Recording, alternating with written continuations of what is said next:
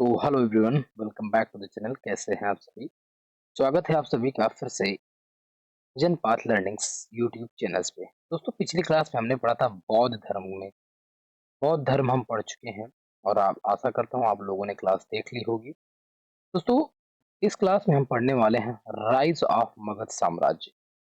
हम समझेंगे मगध साम्राज्य के बारे में। दोस्तों, मगध साम्राज्य जो कि बौद्ध धर्म के बाद एग्जाम पॉइंट ऑफ व्यू से मगध साम्राज्य,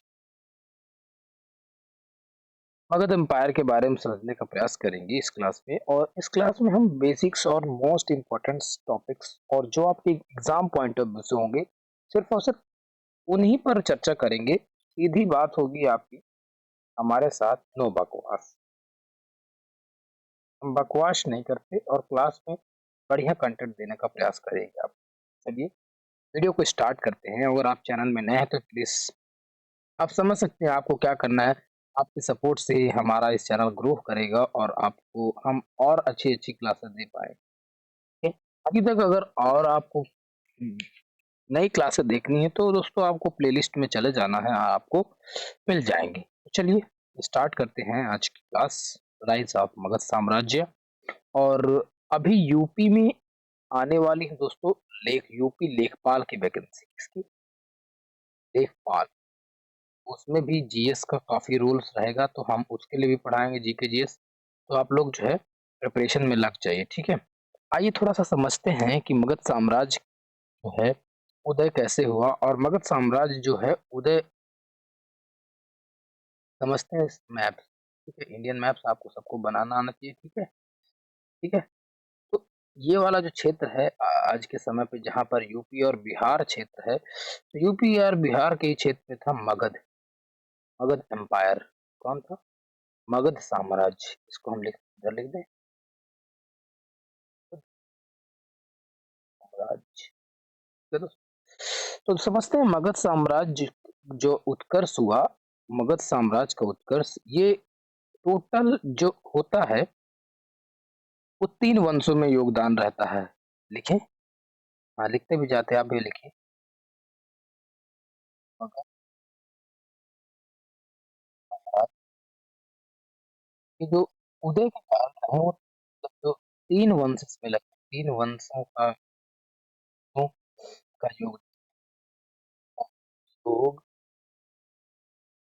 ठीक है, और मगध साम्राज्य में कौन कौन से वो 3 हैं तो उसके बारे में समझते हैं। जो पहला वंश था, पहला,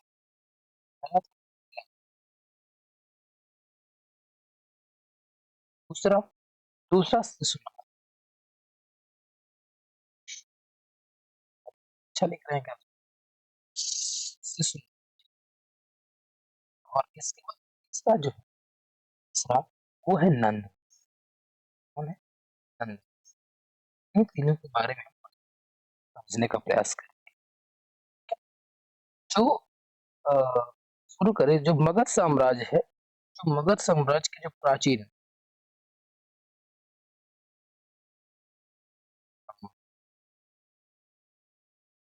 चीन प्राचीन वंश के संस्थापक जो है, इसके संस्थापक समझ लेते हैं। कौन? संस्थापक, फाउंडर। संस्थापक, संस्थापक कौन थे? संस्थापक हैं बृहद्रथ। कौन है?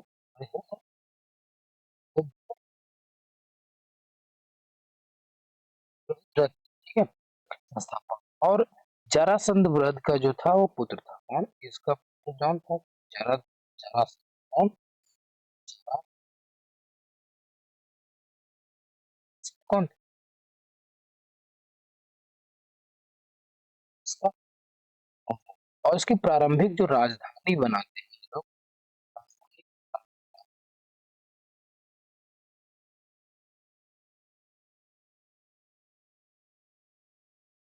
राजधानी थी वो गिरिब्रज थी। कौन थी? थी।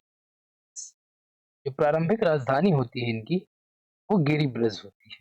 ओके, इतना क्लियर है? मगध राज्य की जो आरंभिक इतिहास की जानकारी जो हमको मिलती है,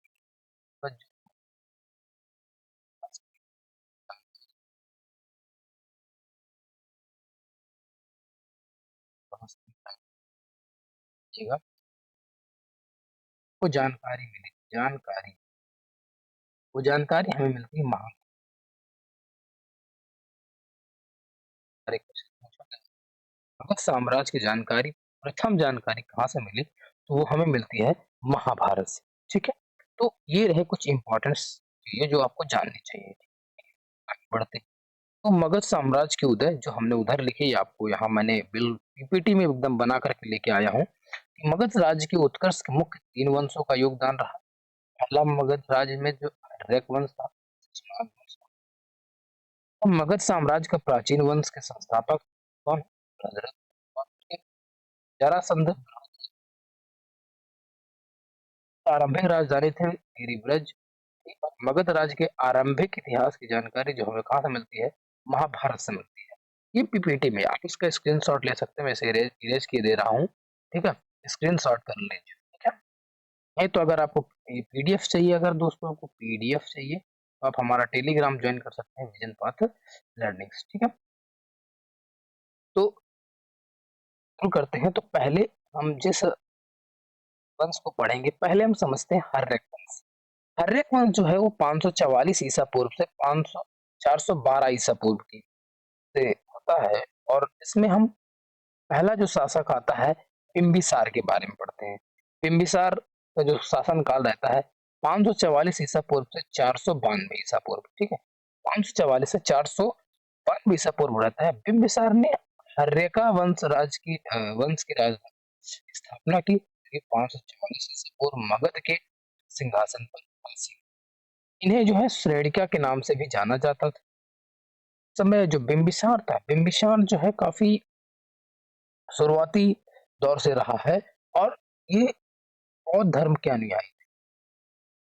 बिंबिसार बौद्ध धर्म को मानता था, थे। उन्होंने राजगृह को अपनी राजधानी बनाई। इसने कौन सी राजगृह को अपनी राजधानी बनाई थी और अपनी राजधानी राजगृह और उसका निर्माण भी कर दिया। शहर की योजनाकार वास्तुकार महागोविंद थे। वो शहर का एक तरीके का कह दे तो वस्त्रोकार और वास्तुकार कलाकार कौन थे? महागोविंद थे।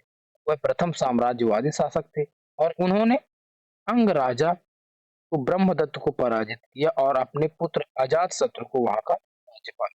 इसने हर्यक वंश मतलब कि बिंबिसार ने अपने पुत्र जब जब वो अंग के राजा को ब्रह्मदत्त को पराजित कर देते हैं तो अपने पुत्र अजातशत्रु को वहां का राज्यपाल बना देते हैं, नियुक्त किया दे देते हैं। लेकिन उन्होंने कौशल के राजा का प्रोजनित की बहन कोसला देवी से विवाह कर लिए किया और उन्हें लिच्छवी राजकुमारी चिल्लाना से विवाह किया गया और जिसने उन्हें अजातशत्रु नामक पुत्र हुआ, ठीक है?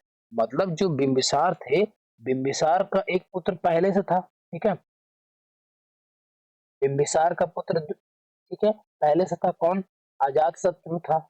और अजातशत्रु को कहाँ का राजा बना दिया? ब्रह्मदत्त को पराजित करके अंग का राजा बना दिया, मतलब राज्यपाल बना दिया। अब जब राज्यपाल नियुक्त हो गए तो उन्होंने कौशल के जो राजा प्रोसेनजीत की बहन से कोसला देवी से इन्होंने विवाह कर लिया।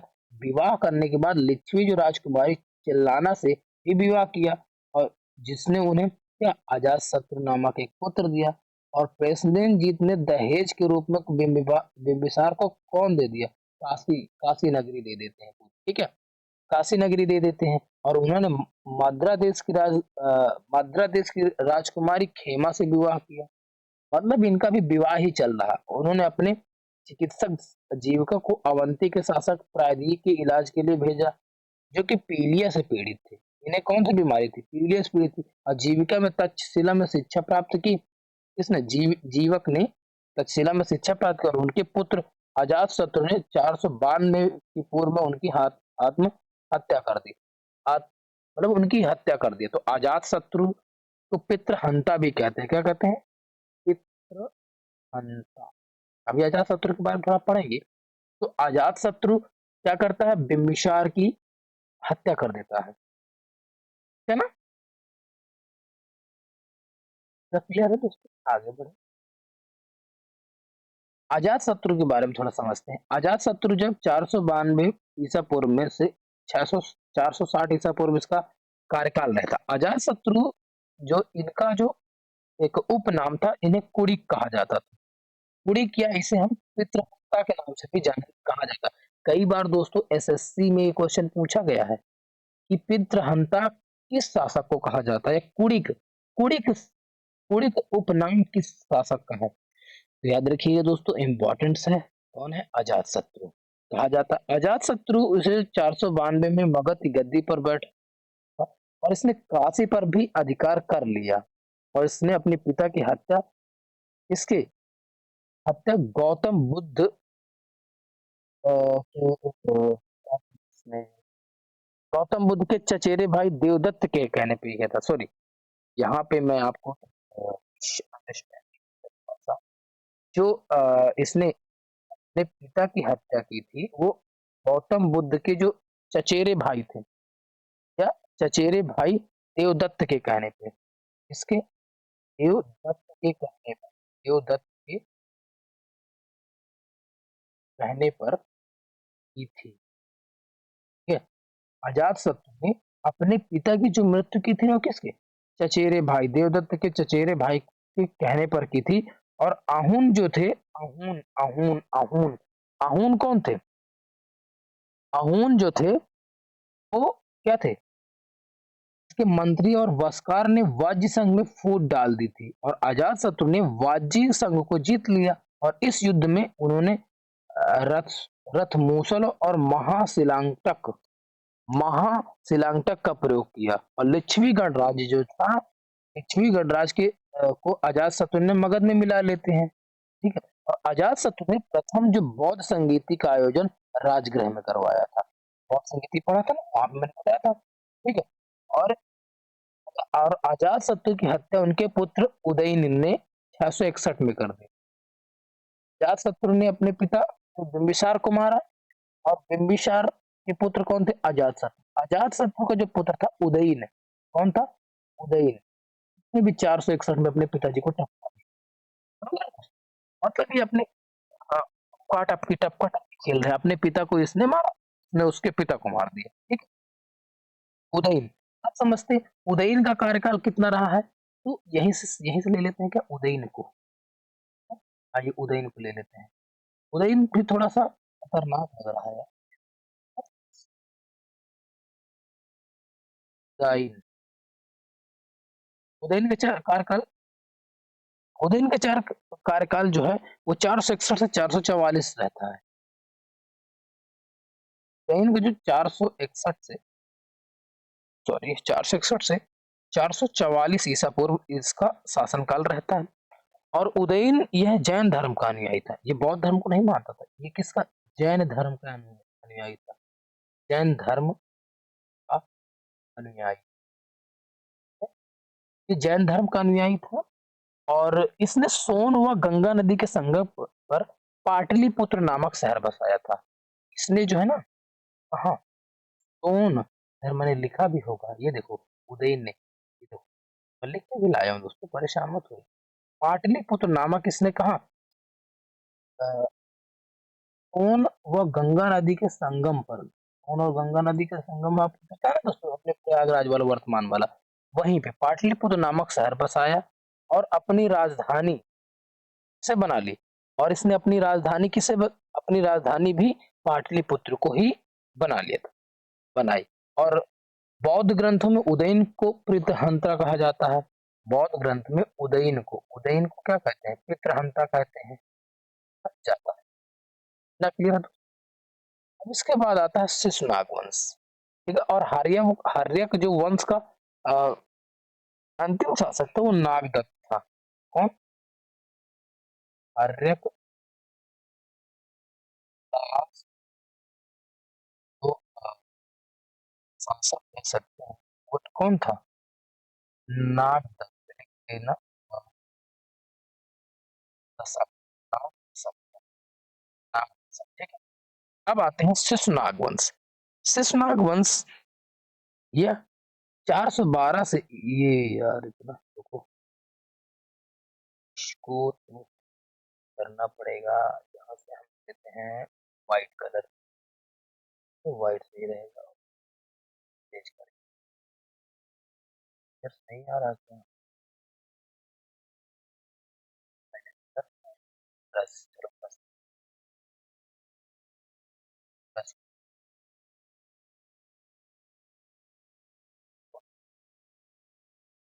वो जो इसको थोड़ा सा प्लस कर दूं तो व्हाइट आ जाएगा।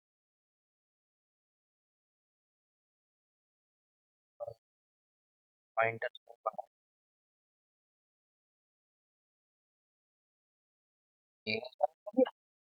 आप समझते हैं। मतलब जो शेषनाग वंश शुरू होता है वो 412, कितना दोस्तों, 412 से ईसा पूर्व से 344 ईसा पूर्व, कितना है दोस्तों, 344 ईसा पूर्व से शेषनाग वंश जो नाग दशक की हत्या के बाद, नाग दशक की हत्या के बाद उसके आमात्य शिशुनाग ने की थी। शिशुनाग वंश की स्थापना जो है 412 ईसा पूर्व से हुई थी, ठीक है। और इसने अवंती उज्जैन को जीत लिया, इसने किसे, अवंती उज्जैन को जीत लिया, और इसने वैशाली को भी जीता लिया, और अपनी राजधानी इसे बनाई थी, अपनी राजधानी वैशाली को बनाया था। कालाशोक, कालाशोक यह शिशुनाग वंश का परवर्ती शासक था, और इसने पाटलिपुत्र को अपनी पुनः राजधानी बनाया, पाटलिपुत्र। और इसने दूसरी बौद्ध संगीति का भी आयोजन करवाया था, ठीक है दोस्तों। इसके बारे में भी हमने पढ़ा था, दूसरी बौद्ध संगीति, ठीक है। और ये दूसरी बौद्ध संगीति, इतना दोस्तों समझ में आया, इसे कोई दिक्कत, ठीक है। आगे बढ़ते हैं। अब आते हैं दोस्तों नंद वंश। तो शिशुनाग वंश का जो अंतिम शासक था वो नंदीवर्धन था, और इतना इम्पोर्टेंस नहीं भी है, नंदीवर्धन आप लिख सकते हैं, नंदीवर्धन। ये कौन है, अंतिम शासक, अंतिम शासक। तो इधर के जो क्वेश्चंस होते हैं वो कभी कभार पेपर में पूछे जाते थे, इसलिए इनको ज्यादा हम ध्यान नहीं देते हैं, ठीक है। बाकी जो इम्पोर्टेंस है मैं आपको लिख के लाया हूँ, और उसको मैं जरूर कराता चलूंगा, ठीक है। आप बिल्कुल निश्चिंत होकर के नोट्स बनाइए और पढ़िए, अपनी पढ़ाई को कंटिन्यू रखिए, ठीक है। तो ये सारी चीजें हैं। अब आते हैं नंदवंश। नंदवंश, नंदवंश के संस्थापक कौन है, नंदवंश के संस्थापक महापद्म नंद है। कौन है, नंदवंश के जो संस्थापक है, कौन, संस्थापक, वो कौन है, महापद्म नंद। कौन है, ये कलर आपको दिखेगा नहीं, ये लिख सकता हूँ, महापद्म नंद। नंद वंश के शासक महापद्म नंद संस्थापक थे, और यह नाई जाति से थे। किस जाति से थे, ये एक नाई जाति से थे, नाई जाति से बिलोंग करते थे। तो कलर कलर ले लिया, नाई, नाई जाति, ये नाई जाति से बिलोंग करते थे, कौन, महापद्म नंद, ठीक है ना। महापद्म किस थे, नाई जाति से, और ये कौन से धर्म से थे, ये जैन धर्म मानते थे, मतलब जैन धर्म के, जैन धर्म के क्या थे, अनुयायी थे। और महापद्म नंद का जो दूसरा नाम था, इनका जो दूसरा नाम था, इनका जो दूसरा नाम, दूसरा नाम था, इनका जो दूसरा नाम था वो दूसरा नाम भार्गव था। क्या नाम था, दूसरा नाम जो था, ठीक है, दूसरा नाम क्या था, भार्गव था। और खारवेल की हांथी गुफा जो है वो अभिलेख के अनुसार कलिंग पर आक्रमण किए थे, ठीक है। खारवेल, खारवेल के जो हांथी गुफा है ना, हांथी गुफा, कहाँ के, खारवेल, खारवेल, इन्होंने वहां पे आक्रमण किया और वहां नहरों का निर्माण करवाया। खारवेल पे आक्रमण किया, क्या किया, आक्रमण किया, और वहां पर क्या किया, नहरों का निर्माण, नहरों का निर्माण करवाया, ठीक है।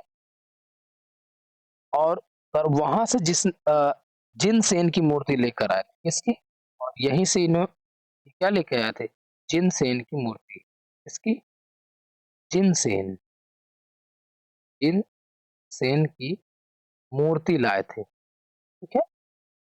दिख रहा है दोस्तों, आगे बढ़, ब्लैक कलर लेते हैं। इसके बाद अष्टाध्यायी इसी समय पे लिखी गई अष्टाध्यायी। तो अष्टाध्यायी के लेखक कई बार क्वेश्चन पूछ लेता है कि अष्टाध्यायी अष्टाध्यायी के लेखक कौन है? लेखक वो कौन है? पाणिनि। पाणिनि कौन थे? पाणिनि। पाणिनि कई बार क्वेश्चन में पूछा गया है अष्टाध्यायी के लेखक कौन है? तो पाणिनि है। ठीक है। और अष्टाध्यायी के लेखक कौन है? पाणिनि। इनके समकालीन थे और ये संस्कृत व्याकरण की प्रथम पुस्तक थी। ये किस व्याकरण में है? संस्कृत में है। ठीक है दोस्तों, संस्कृत व्याकरण की पहली पुस्तक संस्कृत व्याकरण। संस्कृत व्याकरण की यह पहली पुस्तक थी। ठीक है। अगर आपको न दिख रहा हो तो मैं इसे लिख देता हूँ, अष्टाध्यायी।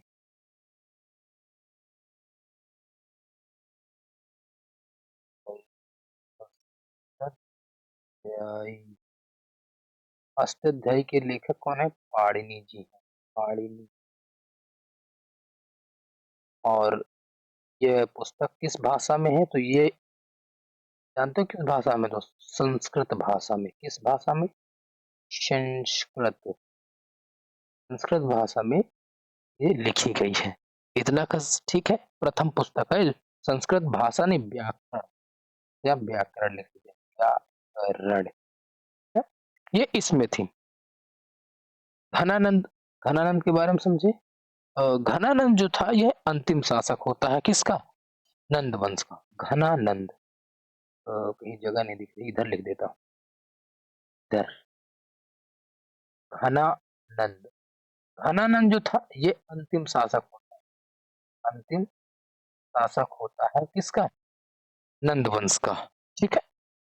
और यह सिकंदर के समकालीन था। सिकंदर इस समय भारत में अटैक करता है, तो यह लिख लो यहाँ पे, सिकंदर का समकालीन। सिकंदर के समकालीन था। समकालीन। ये किसके? सिकंदर के समकालीन था। और जो कि ग्रीक यूनानी लेखकों द्वारा इसे अग्रिमीज या जैडरमीज कहा जाता है। इस आप समझ सकते हैं। और इसने जनता पर अत्यधिक कर लागू किए थे। यही एक शासक है घनानंद। घनानंद। घनानंद ही है। इसने जनता पे क्या किया था? जनता पर जनता पर ज्यादा कर लगा दिए थे। कर बहुत ज्यादा अपने जनता पर लगा दिए थे। और इसने अपने दरबार में चाणक्य का अपमान किया था। यही व्यक्ति था धनानंद। धनानंद ऐसा जो चाणक्य का क्या करता है? अपमान करता है। और तभी जब अपमान कर देता है तो चाणक्य विनाश का कारण बनता है नंदवंश। नंदवंश यहीं से नंदवंश विनाश का कारण बनता है। और जब विनाश का कारण बनता तो चंद्रगुप्त ने मिलकर धनानंद की हत्या कर दी। किसने? चंद्रगुप्त ने किसकी? धनानंद की हत्या कर दी। और यहीं से नंद वंश का खात्मा हो जाता है। ठीक है, क्लियर है दोस्तों? आगे बढ़ते हैं। और अष्टाध्यायी। अष्टाध्यायी आपको पता है ये है पाणिनि। इसके लेखक है कौन है? पाणिनि। ओके। और कुछ इसमें है। और जो भी आपके एग्जाम पॉइंट ऑफ व्यू से चीजें थी मैंने आपको करवा दी है। और इससे ज्यादा क्वेश्चंस नहीं बनते हैं। और पिछली क्लास में हम पढ़ने का प्रयास करेंगे। महापदम नंद। महापदम नंद ये है महापदम नंद।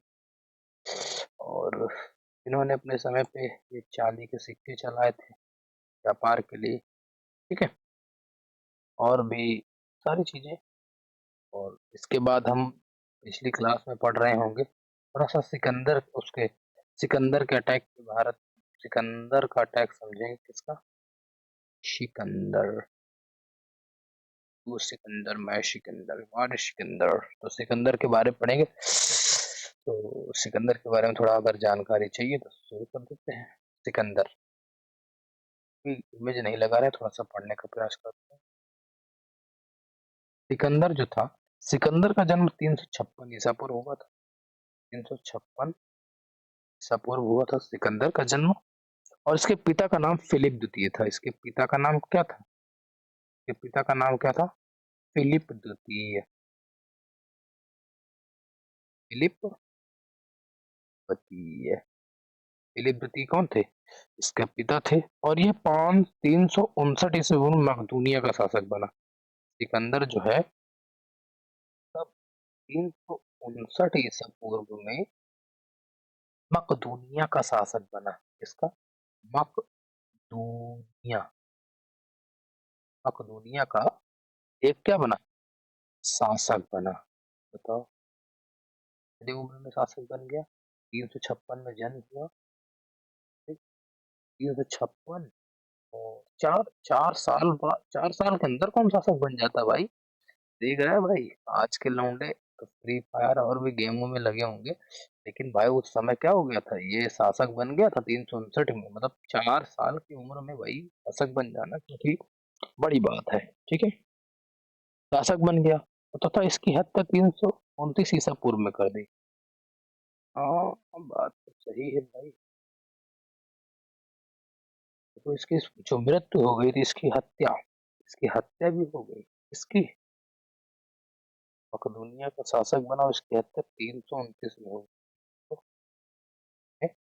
इसकी हत्या कर दी जाती है। और सिकंदर का गुरु जो था, इसके गुरु बहुत याद रखिएगा। ठीक है,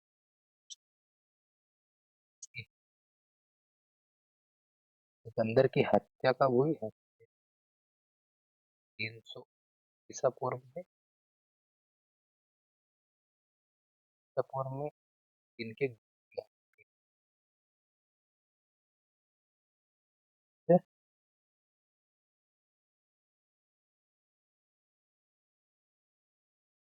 ठीक है। और सिकंदर का प्रधान सेनापति कौन? याद रखिए, सिकंदर का जो प्रधान सेनापति प्रधान सेनापति सिकंदर का कौन था? Seleucus Nicator. सेल्यूकस, ये प्रधान सेनापति कौन? Seleucus Nicator. ठीक है। और सिकंदर ने ही 326 में हाइडेस्पी झेलम का युद्ध लड़ा। किसका? सिकंदर ने ही क्या किया था? 326 ईसा पूर्व में आई से हम झेलम का युद्ध भी किया।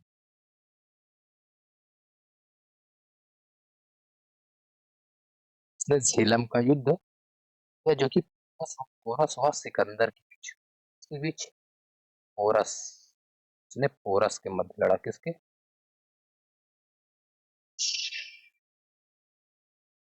पोरस।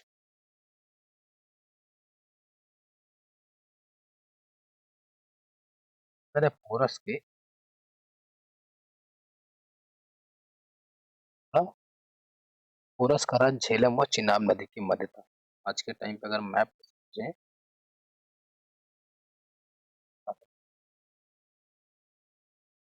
या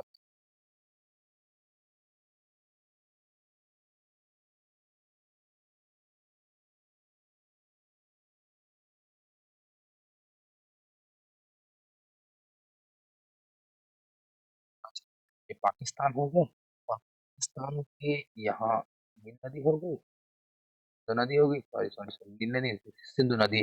और सिंधु नदी के यही पास है चेनाब। झेलम और चेनाब के बीच का जो क्षेत्र है, यहीं पर लड़ा। सिकंदर के आक्रमण के समय आम्बी तक्षशिला के शासक थे।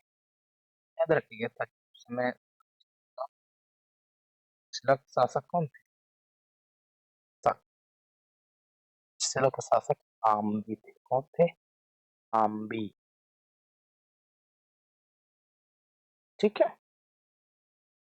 और इस युद्ध में पोरस की हार हुई थी। पोरस तो हार ही गया तो। और और सिकंदर में बहादुरी, और ये पोरस की बहादुरी से प्रभावित होकर ही वापस अच्छा। और भारत विजय अभियान में सिकंदर ने 326 ये जीतने के बाद काम हुआ करता हूँ सिंधु नदी पार करता हूँ।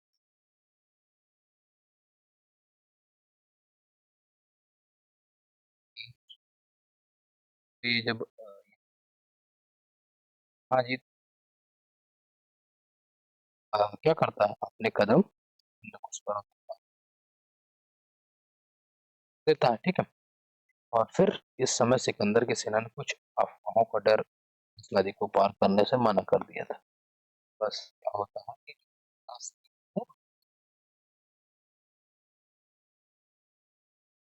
आसरी हाँ होती है सब के बीच एक अफवाह फैल जाती है कि ये जो वो पार करने से मना कर देती है सेना ही मतलब एकदम प्यास यहाँ वाली जो नदी को पार करते समय सेना ने क्या कर दिया मना कर दिया सेना मना कर देती कि नहीं हम नहीं पार करेंगे हमको लग रहा है डर और डर लग रहा तो हम नहीं पार करेंगे मना कर दिया और सिकंदर ने भारत में 3 शहर बसाए सिकंदर ने भारत में 3 शहर दिए जाते हैं 3 शहर बसा शहर शहर बसाए पहला था निकिया विजयनगर जिसे कहा गया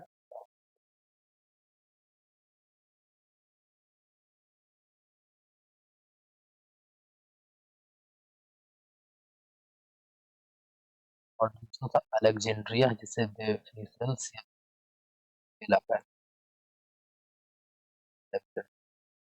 विजयनगर दूसरा था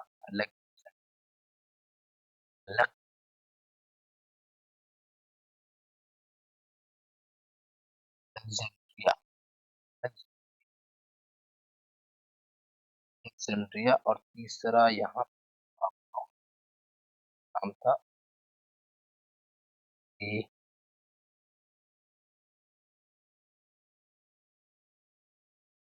बुकेफेल्स से बुकाफेला भी कह सकते बुकेफेल शहर इसने अपने प्रिय घोड़े का नाम रखा था बुकेफेल है ना सिकंदर के प्रिय घोड़े के घोड़े का नाम ठीक है तो घोड़े का नाम रख दिया था और सिकंदर 19 महीने भारत में रहा सिकंदर भारत में रहा कितने महीने सिकंदर जो है सिकंदर भारत में कितने महीने रहा भारत में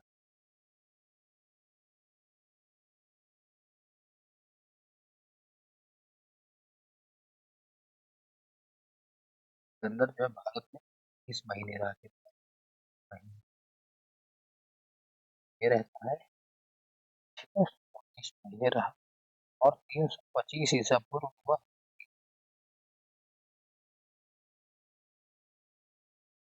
ऐसा तो नहीं दिक्कत तो नहीं है वह स्थल मार्ग से भारत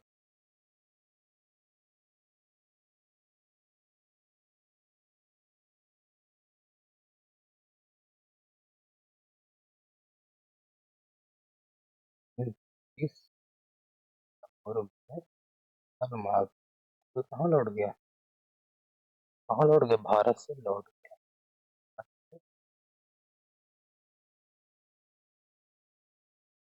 सिकंदर की जो मृत्यु थी वो सिकंदर की मृत्यु डेथ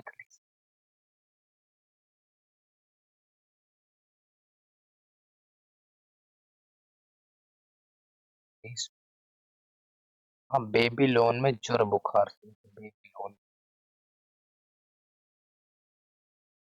तो इसकी वजह से ज्वर बुखार की वजह से बुखार से भी लोग मर जाते थे हाँ यार बीमारी है सिकंदर के अभियान से भारतीयों को चार चार जलीय मार्ग का ज्ञान होता है निकेरिस नौसेना प्रमुख आर्निकेटिस अरिस्टोबुलस तो लिख लीजिए मैंने बोल दिया क्या लिखे उसको इसको भी लिख दिया, ठीक है। तो ये कुछ सिकंदर के बारे में मैंने सारी चीज़ कुछ डिटेल्स बताई हैं, आप लोग इसको पढ़ सकते हैं। इसकी पीडीएफ्स आप लोगों को मेरे टेलीग्राम चैनल पे मिल जाएगी। अगर पीडीएफ चाहिए टेलीग्राम चैनल में आपको दे दूँगा। कैसी लगी आप लोगों को क्लास, आप लोग कमेंट बॉक्स में कमेंट कर सकते हैं। मिलेंगे आपको next time. Love you all, take care, thank you.